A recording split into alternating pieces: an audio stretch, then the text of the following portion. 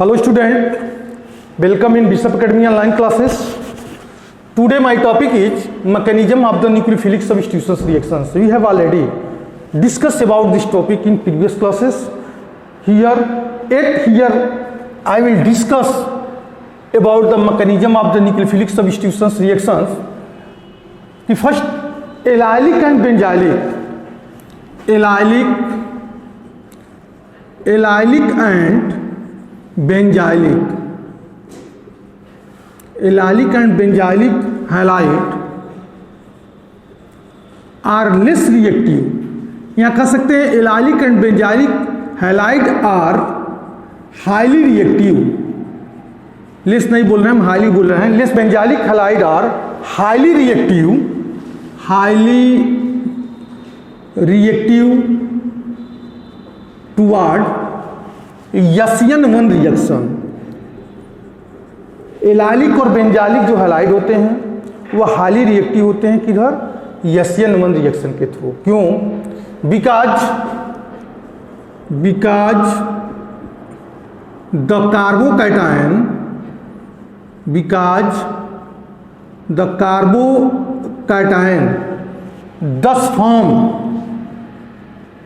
thus form are stabilized by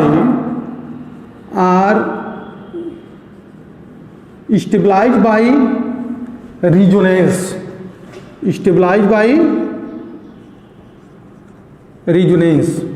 जितने भी allylic होते हैं बेंजालिक हैलाइड होते हैं वह हाईली रिएक्टिव होते हैं SN1 रिएक्शन के तरफ में, क्योंकि जो कार्बोकैटायन मिलेगा वह carbocation are highly stabilized by the resonance के थ्रू वो स्टेबलाइज होगा. फॉर एग्जांपल में हमारे पास एलाइलिक हैलाइड है CH2 double bond CH single bond CH2 पे प्लस चार्ज. यहाँ ध्यान दीजिएगा कि यह हमारा सपोज दैट हमने Cl लिख दिया, यह एलाइलिक हैलाइड है. यह क्या हमारा एलाइलिक हैलाइड है. अब यह एलाइलिक हैलाइड तो है, लेकिन अगर इस Cl को हम हटा दें तो यहाँ पे एलाइलिक कार्बोकैटायन स्टेबलाइज हो रहा है. या कार्बोकैटायन स्टेबलाइज हो गया, मतलब कार्बोकैटायन मिला. अब यह carbocation is stabilize by the resonance, मतलब अगर यह बॉन्ड यहाँ पे चला जाए तो यहाँ पे हमारा कार्बोकैटायन स्टेबलाइज हो जाएगा. CH2 plus charge single bond CH double bond CH2.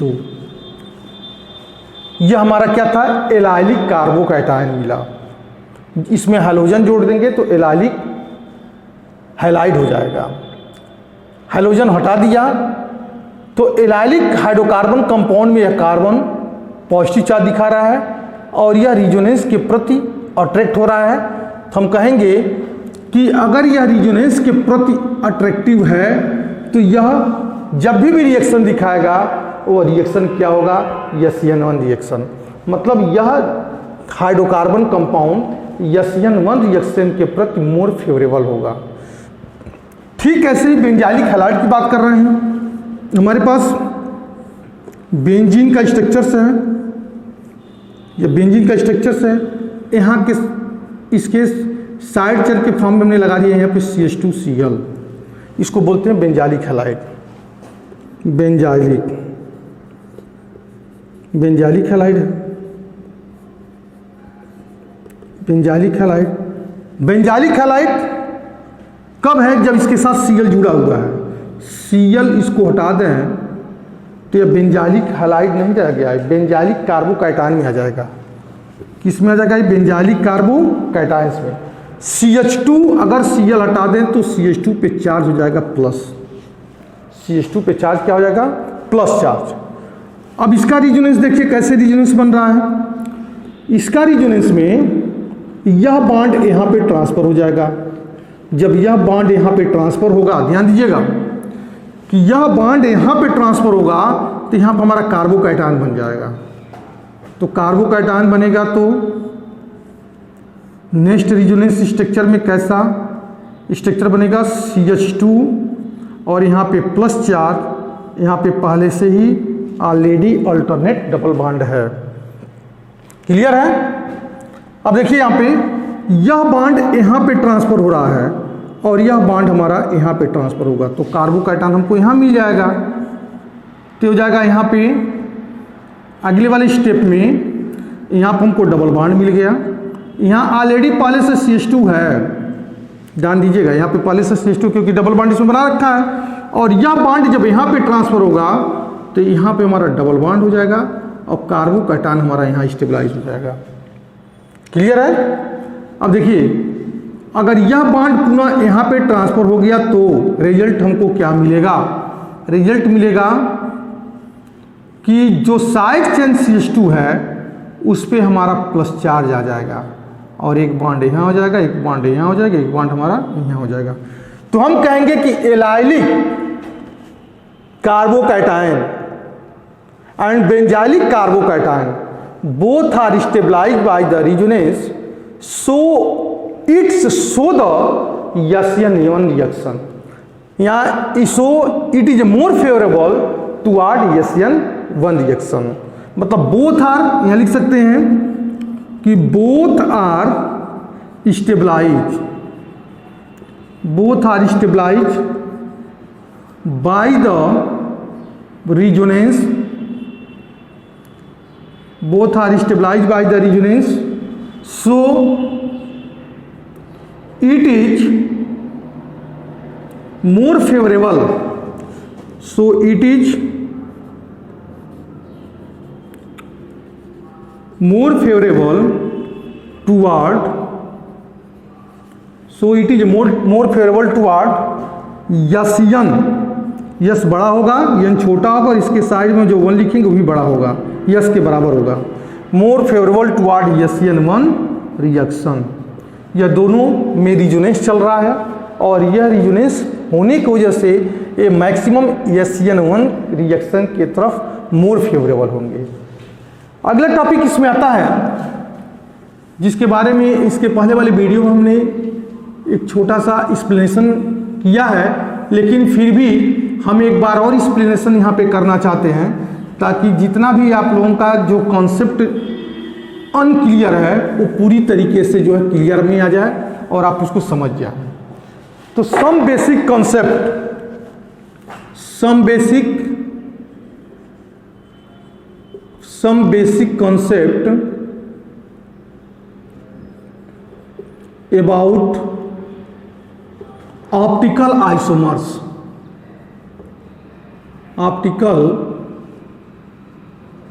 Some basic concept about optical isomers में पहली बात कि हम प्लेन पोलराइज्ड लाइट के बारे में जानना है। प्लेन पोलराइज्ड लाइट के बारे में ऑलरेडी हम एक्सप्लेन किए हैं, लेकिन फिर भी एक बार और यहाँ पे हम डिस्कस कर दे रहे हैं और इसको फिजिक्स में भी आप पढ़ेंगे, लेकिन केमिस्ट्री पढ़ने की वजह से आपको भी यहाँ पे भी केमिस्ट्री सब्जेक्ट में भी नॉलेज रखना जरूरी है। प्लेन पोलराइज्ड लाइट क्या है, इसके डिस्क्रिप्शन का, इसका हम एक्सप्लेनेशन कैसे देंगे? Such a beam of light, such a beam of light, such a beam of light which has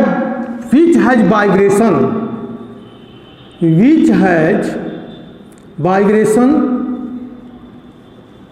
which has vibration only one plane, only one plane, which has vibration only one plane is called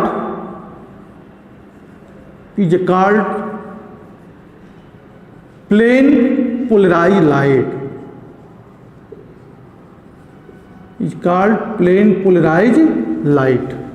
एक ऐसा light जिनका vibration सिर्फ एक plane में होता हो। जैसे मान लीजिए हमारे पास एक ऑर्डिनरी लाइट है और इनका वाइब्रेशन डिफरेंट प्लेन में हो रहा है। इनका वाइब्रेशन जो है एक डिफरेंट प्लेन में हो रहा है, एक प्लेन में नहीं है। कुछ का वाइब्रेशन इस डायरेक्शन में हो रहा है, कुछ का वाइब्रेशन जो है इस डायरेक्शन में हो रहा है, किसी का वाइब्रेशन इस डायरेक्शन में हो रहा है। तो ये हमारा ऑर्डिनरी लाइट है, ऑर्डिनरी लाइट जिनका वाइब्रेशन, जिस लाइट की बीम का वाइब्रेशन अलग अलग डायरेक्शंस में है। यहाँ पे हमने एक नाइकोल प्रिज्म लगा दिया। नाइकोल प्रिज्म एक ऐसा प्रिज्म है, जैसे हमने दो प्रिज्म को एक साथ जोड़ दिया है। प्रिज्म के बारे में आपको जानकारी है, और नई जानकारी तो क्लास 10th वाले में आप ऑप्टिक्स पढ़े होंगे, उसमें आप दिया गया होगा कि दो प्रिज्म है, दोनों के एक साथ हमने जोड़ के रख दिया है। अगर इसके through ray of light pass होती है, यह नाइकोल प्रिज्म है, क्योंकि नाइकोल प्रिज्म मतलब यह ऐसा प्रिज्म है जिसके थ्रू अगर रे ऑफ लाइट निकलती है तो इनका वाइब्रेशन सिर्फ एक प्लेन में होता है। तो suppose that A beam of light है जिनका वाइब्रेशन ओनली वन प्लेन में होता है, तो इसको हम बोलते हैं पीपीएल, प्लेन पोलराइज्ड लाइट। इस लाइट का इंपॉर्टेंस क्या है, क्यों हमको पढ़ना पड़ रहा है पीपीएल, प्लेन पोलराइज्ड लाइट। तो इसको जानने के लिए क्या इंपॉर्टेंस है, तो हम देखते हैं दूसरा term optical activity. Optical activity अभी इसमें क्लियर हो जाएगा कि पीपीएल की रिक्वायरमेंट क्यों है, केमिस्ट्री में पीपीएल की रिक्वायरमेंट क्यों है, क्यों नहीं हम इसको फिजिक्स में ही पढ़ रहे हैं। तो हम बता रहे हैं इसमें ऑप्टिकल एक्टिविटी। ऑप्टिकल एक्टिविटी क्या है? दो substance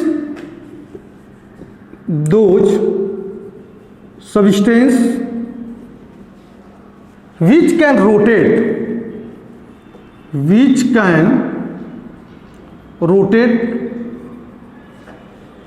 rotate the plane of polarized light,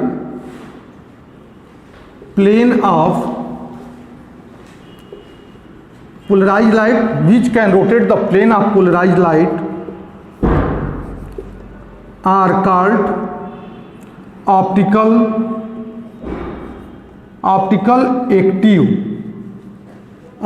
active substance,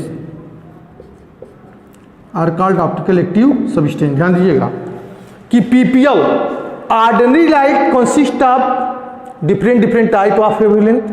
When it ray of light passes into the Nicol prism,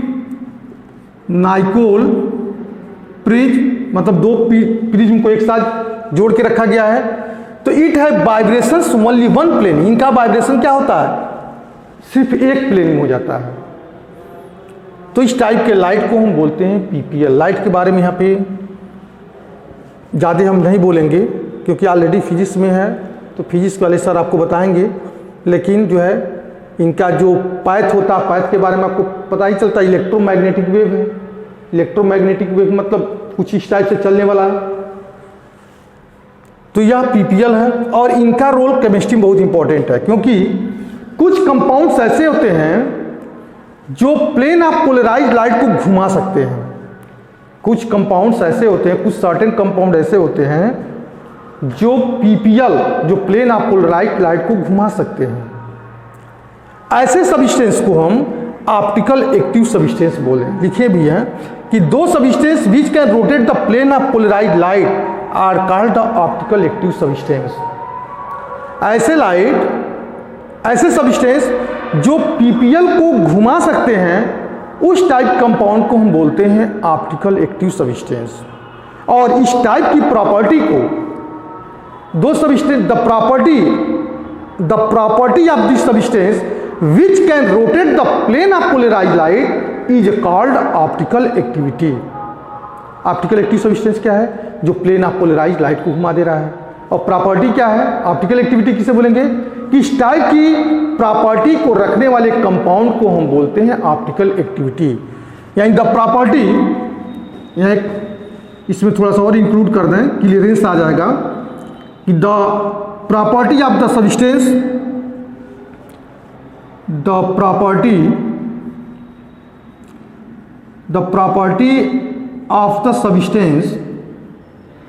the property of the substance which can rotate the plane of polarized light, which can rotate the plane of which can rotate the plane of polarized light are called optical activity. Optical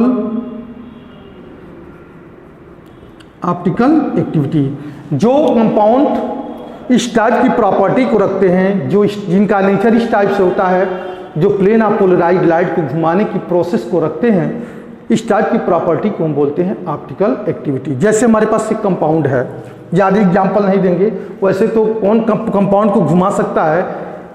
compound को वही light को वही घुमाएगा, जो PPL light को वही घुमाएगा, वह ऑर्गेनिक कंपाउंड जिसमें कि कार्बन की टेट्रावैलेंसी अलग अलग डिफरेंट ग्रुप से जुड़ी होती है। ध्यान दीजिएगा कि ऑप्टिकल एक्टिव सब्सटेंस किससे बोलेंगे? ऑप्टिकल एक्टिव सब्सटेंस वह होता है कि जिसका कार्बन डिफरेंट ग्रुप से जुड़ा होता है। जैसे हमारे पास एक कार्बन है, यह देखिए, यह कार्बन है और एक जुड़ा है COOH से, यहाँ जुड़ा है H से, यह जुड़ा है OH से। ट्राई बैलेंसी कंप्लीट हो गई। चौथा बैलेंसी में C यहाँ से जुड़ा है, यहाँ पे HO है, यह H है, यहाँ COOH है। इसको बोलते हैं टार्टेरिक एसिड। इसका नेमिंग करते हैं तो क्या मिलता है हमको? टार्टेरिक एसिड कॉमन नेम है, टार्टेरिक एसिड है, इमली वगैरह में मिलने वाला एसिड है। देखो, यह कार्बन को हम कायरल कार्बन बोल सकते हैं, क्योंकि इस कार्बन की जो टेट्रावैलेंसी है, इस कार्बन की टेट्रावैलेंसी जो है अलग अलग ग्रुप से जुड़ी हुई है।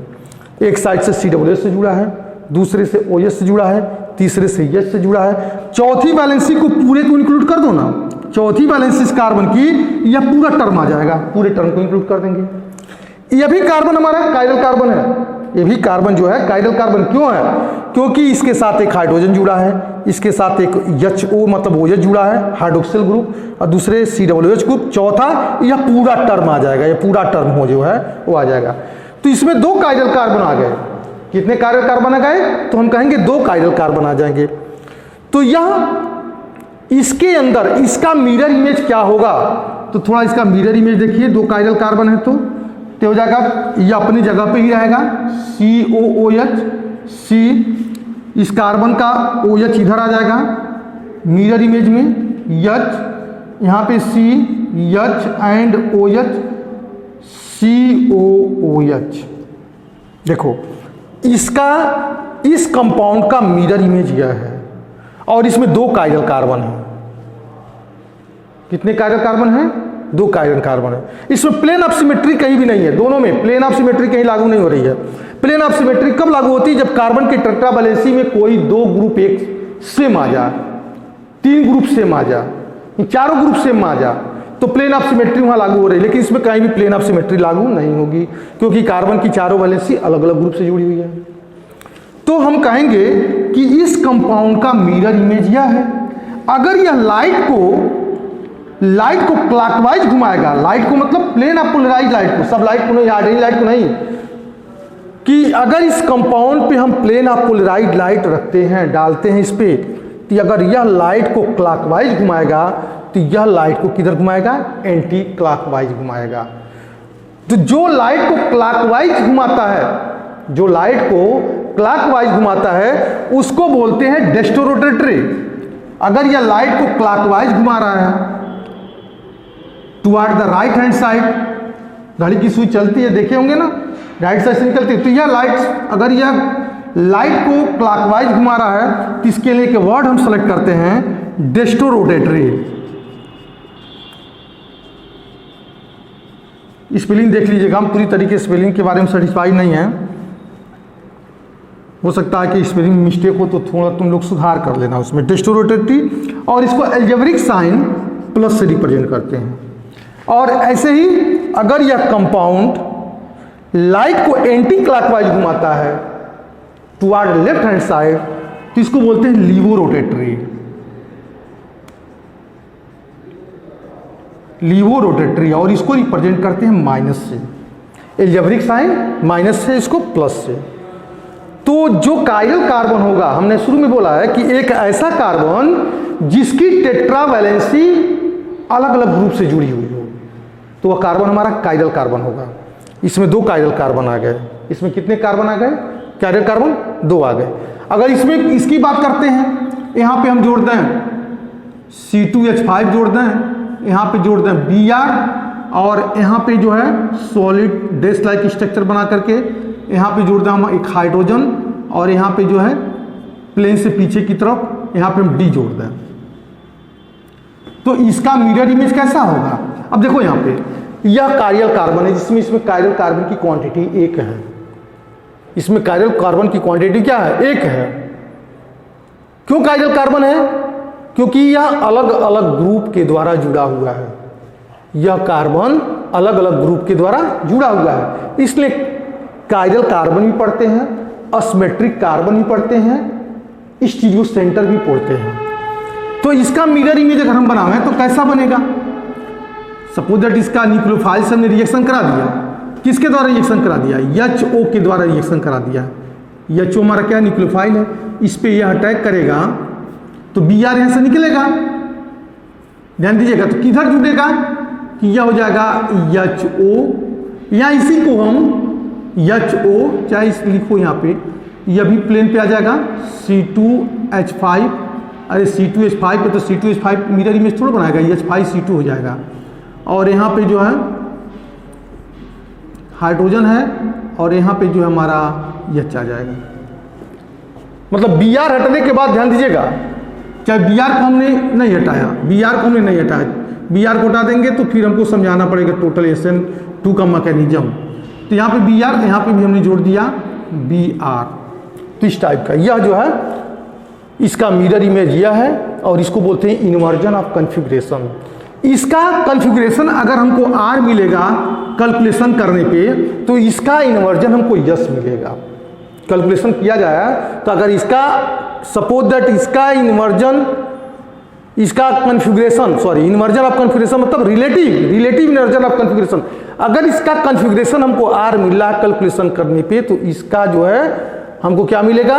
कॉन्फ़िगरेशन S मिलेगा, श्योर है। लेकिन कुछ कंपाउंड ऐसे होते हैं जिनका कैलकुलेशन करने पे सेम कॉन्फ़िगरेशन मिलता है। हम उसकी बात यहाँ पे नहीं करेंगे, क्योंकि वह चीज़ों को बाद यहाँ पे डिस्कस करेंगे तो हमारा कोर्स भी पूरी तरीके से फिनिश नहीं हो पाएगा, और तुम्हारे NCERT में भी ये सब कोर्स में नहीं दिया गया है।